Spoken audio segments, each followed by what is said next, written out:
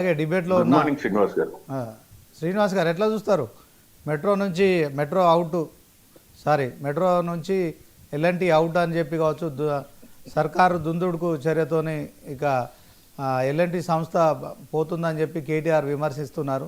So ఏం చెప్తారు ఇప్పుడు? మొట్టమొదట 99 వీక్షకులకు, మీకు అక్కడ ఉన్నటువంటి పెద్దలందరూ కూడా నమస్తే.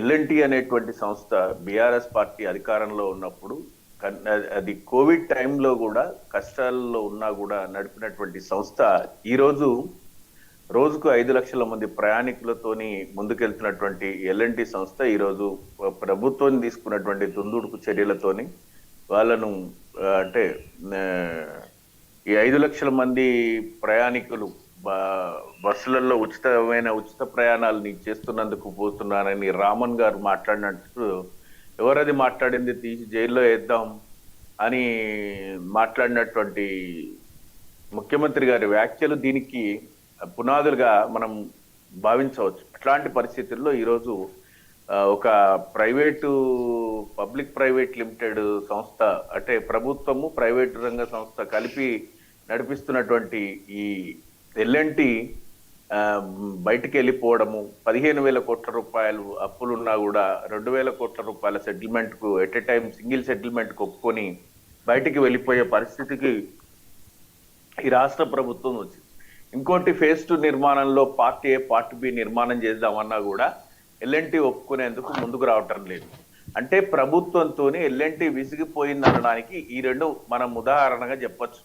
ఇంకోటి ఏమంటే, ప్రభుత్వము ఇప్పుడున్నటువంటి హైదరాబాద్ మహానగరంలో ఉన్నటువంటి చెత్తను ఊడడంలో కానీ, ఆర్టీసీ నిర్వహించడంలో కానీ వాళ్ళు చేపట్టే ఏ కార్యక్రమాన్ని సంపూర్ణంగా చేపట్టలేకపోతున్నటువంటి ఈ రాష్ట్ర ప్రభుత్వము ఇప్పుడు మెట్రోను ఎల్ఎన్టీ అంత గొప్పగా నిర్వహించగలుగుతుందా అనేటువంటిది ఒక పెద్ద ప్రశ్నగా మిగిలిపోయింది.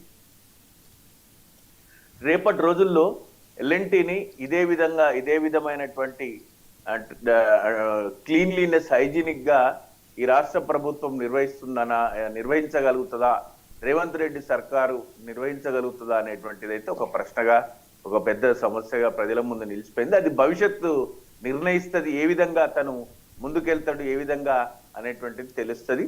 ఇంకోటి ఏంటంటే, ఫేజ్ 1 ఎల్ఎన్టీ మరియు ప్రభుత్వము భాగస్వామ్యంతో నడుస్తుంది కారణం చేతనే ఫేజ్ 2 మనకు అనుమతులు రాలేదు. ఇక ఫేజ్ 2 అనుమతులు రావడానికి ఇది క్లియర్ అయిపోయిందనే వ్యాఖ్యలు కూడా వినిపిస్తున్నాయి. చూడాలి ఏ విధంగా రేపు పొద్దున ఫేజ్ 2 నిర్మాణానికి కేంద్ర ప్రభుత్వ అనుమతులు ఎంతవరకు సాకారం జరుగుతుంది, ఈ యొక్క నిర్వహణ ఎంతవరకు ఇదే స్థాయిలో, ఇదే గొప్పగా, ఇంతే హైజీనిక్ గా సాగుతుంది అనేటువంటిది చూడాల్సినటువంటి పరిస్థితి.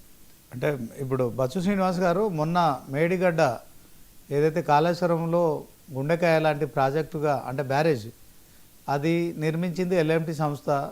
సో ఆ ప్రాజెక్టులో కూడా కొంత లోపాలు ఉన్నాయి, కుంగుబాటు కావచ్చు, పిల్లర్లో పగుళ్ళు కావచ్చు. సో అది నిర్మించిన సంస్థ ఎల్ఎన్టీనే, ఇప్పుడు మెట్రో నిర్మించింది కూడా ఎల్ఎన్టీనే. సర్కారు అంటే ఒక వ్యూహాత్మకంగానే ఎల్ఎన్టీని మరి టార్గెట్ చేస్తుందా ఈ అంశం?